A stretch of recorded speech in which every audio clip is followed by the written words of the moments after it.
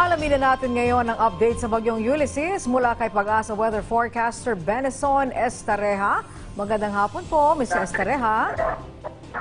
Magandang hapon po sa inyo, gayon din sa ating mga taga-subaybay. Meron tayong update regarding kay Typhoon Ulysses. As of 10 in the morning, ay nasa 85 kilometers ito kanluran ng Iba, Zambales. Ito po ay nasa may West Philippine Sea na.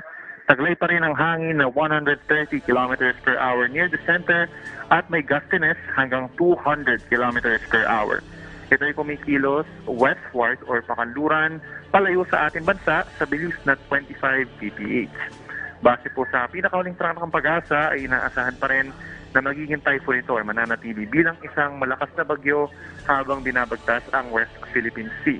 Inaasahan naman po bukas ng umaga ito ilalabas na rin ng ating PAR.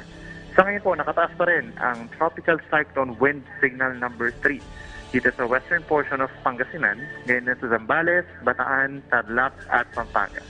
Signal number 2 naman sa central and southern portions of Isabela, Quirino, Nueva Vizcaya, Mountain Province, Ifugao, Benguet, southern portion of Ilocos Sur, La Union, rest of Pangasinan, Aurora, Nueva Ecija, Bulacan, Metro Manila, Cavite, and Rizal. Signal number 2 rin sa Laguna, Batangas, northern and western portion of Quezon, including Polillo Island, northwestern portion of Oriental Mindoro, at northwestern portion of Occidental Mindoro.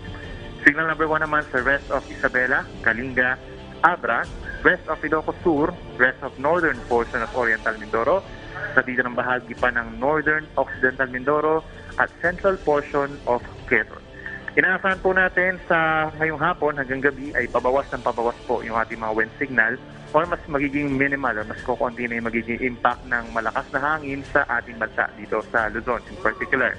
Sa mga pag-ulan naman po, meron pa rin tayong mga malalakas na mga pag-ulan na asahan dito sa Central Luzon, ganyan din sa may Pangasinan at maging dito sa may Cagayan Valley at Mindoro provinces. Pero pagsapit po ng gabi muli ay dahil lumalayo nga itong si Ulysses, ay papahina rin yung projection po ng ating mga pag-ulan. And by tomorrow, possible po malaking bahagi ng Luzon ay magkaroon ng fair weather conditions.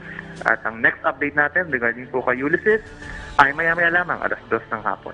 Mula dito sa weather forecasting ng Pag-asa, Benny Estareja, magandang hapon. Yes, Ginoong Benison, kung pwede lang po magtanong, ito hong bagyong Ulysses, tila ang dami hong dalang ulan, at nagkagulatan po ang ilan nating mga kababayan. Ito po ba'y talagang na pag-aralan at na-monitor po talaga ng Pag-asa na ganito po ang ibubuhos na ulan ng Ulysses? Yes po, ever since naman nung nag-form siya bilang isang bagyo sa loob po ng PAR, we are projecting na magkakaroon po talaga ng moderate to heavy and at times intense na mga pag-ulan po sa malaking bahagi ng Luzon and Samar provinces. It just so happened po na nagkaroon din tayo ng mga pag-ulan itong nakarang mga linggo dahil po doon sa mga bagyo like Rolly, Tonyo, then Pepito and Opel. Kaya po masasabi natin na saturated din yung lupa dito sa Luzon and dahil nga din dito sa malakas na pag-ulan dahil kay Ulysses, kumbaga bumigay or umapaw na lamang, nag-flow na lamang po itong mga katubigan natin sa Luzon. Okay. Nabanggit niyo po na by tomorrow ay nasa labas na po ng PAR. Ito pong bagyong Ulysses. Yung pong mga ulan at hangin, hanggang kailan po ito mananatili at mararamdaman sa Pilipinas? Hanggang mamayang gabi po, aasahan natin meron pa rin tayong mga tropical cyclone wind signal bagamat pahina po ng pahina dahil lumalayo na itong si Ulysses sa ating bansa.